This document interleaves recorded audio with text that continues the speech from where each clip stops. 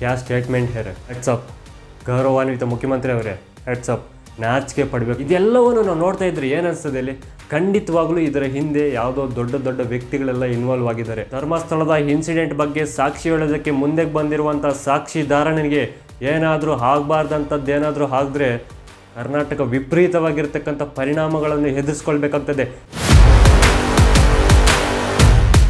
ಇಷ್ಟು ದಿನ ಧರ್ಮಸ್ಥಳದಲ್ಲಿ ಹತ್ಯೆಗಳನ್ನು ಮಾಡ್ತಾ ಇದ್ದದ್ದು ಯಾರು ಅಂತ ನಾವು ಕೆಲವೊಂದು ಊಹಾಪೋಹಗಳಿಂದ ಕೆಲವರ ಹೆಸರು ಹೇಳ್ತಾ ಇದ್ವಿ. ಬಟ್ ಅದಕ್ಕೆ ಸರಿಯಾದ ಸಾಲಿಡ್ ಎವಿಡೆನ್ಸ್ ಇರಲಿಲ್ಲ. ಬಟ್ ಇವಾಗ ಸಾಕ್ಷಿ ಇದೆ, ಅದನ್ನು ರುಜು ಮಾಡ್ಕೊಳ್ಳೋದಕ್ಕೆ ನಮ್ಮ ಕೈಯಲ್ಲಿ ಆಗ್ತಾ ಇಲ್ಲ. ಸಾಕ್ಷಿದಾರ ಧರ್ಮಸ್ಥಳದ ಹೆಣಗಳ ಬಗ್ಗೆ ಹೇಳಿಕೆ ಕೊಟ್ಟಿದ್ದು ಜುಲೈ 11ನೇ ತಾರೀಕು. ಇವತ್ತಿಗೆ 8 ದಿನ ಕಳೆದೋಯ್ತು. ಆದ್ರೂ ಸಹ ನಾವು ಹೆಣಗಳನ್ನು ಹೊರತೆಗೆಯುವಂತ ಪ್ರಯತ್ನನೇ ಮಾಡ್ತಾ ಇಲ್ಲ.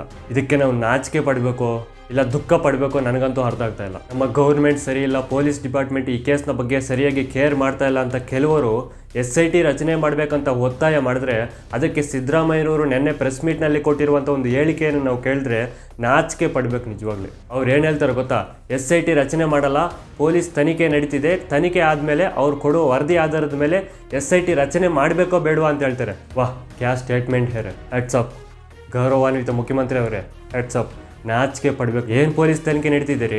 ಆ ವ್ಯಕ್ತಿ ಸಾಕ್ಷಿ ಹೇಳೋದಕ್ಕೆ ಮುಂದೆ ಬಂದು ಇವತ್ತಿಗೆ 8 ದಿನ ಕಳೆದೋಯ್ತು. ಆದರೂ ಹೆಣಗಳನ್ನು ತೆಗೆಯೋದು ಪಕ್ಕಕ್ಕಿಡಿ, ಹೆಣಗಳನ್ನು ತೆಗೆಯುವಂಥ ಒಂದು ಪ್ರಯತ್ನನೇ ಮಾಡ್ತಾ ಇಲ್ವೇ ಪೊಲೀಸರು?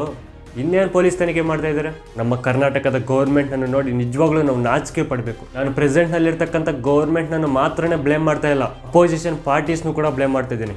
ಇಷ್ಟು ದಿನ ಗೌರ್ಮೆಂಟ್ನಲ್ಲಿ ಏನಾದರೂ ಒಂದು ಚಿಕ್ಕ ಸಣ್ಣ ತಪ್ಪು ಕಂಡು ಬಂದರೆ ಅದ್ರ ಬಗ್ಗೆ ದೊಡ್ಡ ವಿಮರ್ಶೆ ಮಾಡ್ತಾ ಇದ್ರಿ.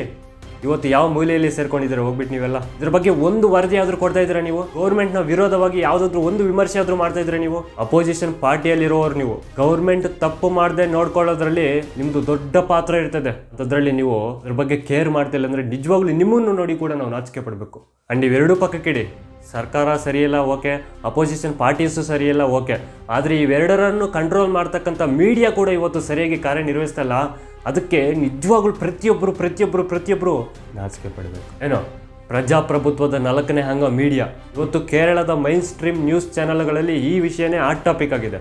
ಬಟ್ ನಮ್ಮ ಕರ್ನಾಟಕದಲ್ಲಿ ಅದ್ರ ಬಗ್ಗೆ ಕೇರ್ ಕೂಡ ಮಾಡ್ತಾ ಇಲ್ಲ. ಈ ಕಡೆ ಪೊಲೀಸ್ ಡಿಪಾರ್ಟ್ಮೆಂಟು ಸರಿಯಾಗಿ ಕಾರ್ಯನಿರ್ವಹಿಸ್ತಾ ಇಲ್ಲ, ಗೌರ್ಮೆಂಟು ಕಾರ್ಯನಿರ್ವಹಿಸ್ತಾ ಇಲ್ಲ, ಅಪೋಸಿಷನ್ ಪಾರ್ಟೀಸು ಸರಿಯಾಗಿ ಪ್ರಶ್ನೆ ಮಾಡ್ತಾ ಇಲ್ಲ, ಆ್ಯಂಡ್ ಮೀಡಿಯಾ ಕೂಡ ಸರಿಯಾಗಿ ಪ್ರಚಾರ ಮಾಡ್ತಾ ಇಲ್ಲ. ಇದೆಲ್ಲವನ್ನು ನಾವು ನೋಡ್ತಾ ಇದ್ರೆ ಏನಿಸ್ತದೆ ಇಲ್ಲಿ ಖಂಡಿತವಾಗ್ಲೂ ಇದರ ಹಿಂದೆ ಯಾವುದೋ ದೊಡ್ಡ ದೊಡ್ಡ ವ್ಯಕ್ತಿಗಳೆಲ್ಲ ಇನ್ವಾಲ್ವ್ ಆಗಿದ್ದಾರೆ. 100ಗೆ 200% ನಾನು ಶೋರ್ ಶಾರ್ಟಾಗಿ ಹೇಳ್ತೀನಿ, ಈ ಇನ್ಸಿಡೆಂಟ್ನ ಹಿಂದೆ ದೊಡ್ಡ ದೊಡ್ಡ ವ್ಯಕ್ತಿಗಳು ಇನ್ವಾಲ್ವ್ ಆಗಿದ್ದಾರೆ. That is the true. So ತುಂಬ ಲ್ಯಾಗ್ ಮಾಡ್ತಾ ಇದ್ದಾರೆ ಈ ಕೇಸ್ನ. ಜುಲೈ 11ನೇ ತಾರೀಕಿನಿಂದ ಇವತ್ತಿಗೂ 8 ದಿನ ಕಳೆದೋಯ್ತು. ಇನ್ನೂ ಎಷ್ಟು ದಿನ ಆಗ್ತಾವೋ ಗೊತ್ತಿಲ್ಲ. ಧರ್ಮಸ್ಥಳದ ಇನ್ಸಿಡೆಂಟ್ ಬಗ್ಗೆ ಸಾಕ್ಷಿ ಹೇಳೋದಕ್ಕೆ ಮುಂದೆ ಬಂದಿರುವಂಥ ಸಾಕ್ಷಿದಾರನಿಗೆ ಏನಾದರೂ ಆಗಬಾರ್ದಂಥದ್ದು ಏನಾದರೂ ಆಗಿದ್ರೆ ಕರ್ನಾಟಕ ವಿಪರೀತವಾಗಿರ್ತಕ್ಕಂಥ ಪರಿಣಾಮಗಳನ್ನು ಎದುರಿಸ್ಕೊಳ್ಬೇಕಾಗ್ತದೆ. ದಯವಿಟ್ಟು ಮನವಿ ಮಾಡ್ತಾ ಇದ್ದೀನಿ ನಿಮಗೆ, ಬೇಗ ತನಿಖೆ ಮಾಡಿಸಿ, ಇಲ್ಲ SIT ಆದರೂ ನೇಮಕ ಮಾಡಿ. This is not A state issue, this is A national issue. ಕರ್ನಾಟಕದ ಗೌರ್ಮೆಂಟ್ ಇದ್ರ ಬಗ್ಗೆ ಸರಿಯಾದ ಕ್ರಮ ತಗೊಳ್ಬೇಕಂದ್ರೆ ಅದರ ವಿರೋಧವನ್ನು ನಾವು ವ್ಯಕ್ತಪಡಿಸಬೇಕು. ಸೊ ಪ್ರತಿಯೊಬ್ಬರು ನಿಮ್ಮ ಸೋಷಿಯಲ್ ಮೀಡಿಯಾದಲ್ಲಿ #ಶೇಮ್ ಕರ್ನಾಟಕ ಗೌರ್ಮೆಂಟ್ ಅಂತ ಶೇರ್ ಮಾಡಿ. ಇದು ನಾನು ಮಾತ್ರ ಹೇಳ್ತಾ ಇರುವಂತಲ್ಲ, ದೂತ ಸಮೀರ್ MD ಅಣ್ಣವರು ಕೂಡ ಹೇಳಿದ್ದಾರೆ. ಸೊ ಇದನ್ನು ದಯವಿಟ್ಟು ಪ್ರತಿಯೊಬ್ಬರು ಫಾಲೋ ಅಪ್ ಮಾಡಿ. Shame on Karnataka government. ಸತ್ಯ ಮಾತ್ರನೇ ಗೆಲ್ಲಬೇಕು. ಜಸ್ಟಿಸ್ ಫಾರ್ ಜಸ್ಟಿಸ್, ನ್ಯಾಯಕ್ಕಾಗಿ ನ್ಯಾಯ. ಇನ್ಫಾರ್ಮೇಷನ್ ಇಷ್ಟ ಆಗಿದ್ರೆ ಪ್ರತಿಯೊಬ್ಬರಿಗೂ ಶೇರ್ ಮಾಡಿ. ನಮ್ಮ ಚಾನಲ್ಗೆ ನೀವು ಇನ್ನೂ ಹೊಸಬರಾಗಿದ್ದರೆ ದಯವಿಟ್ಟು ಸಬ್ಸ್ಕ್ರೈಬ್ ಮಾಡ್ಕೊಳ್ಳಿ ಪ್ಲೀಸ್.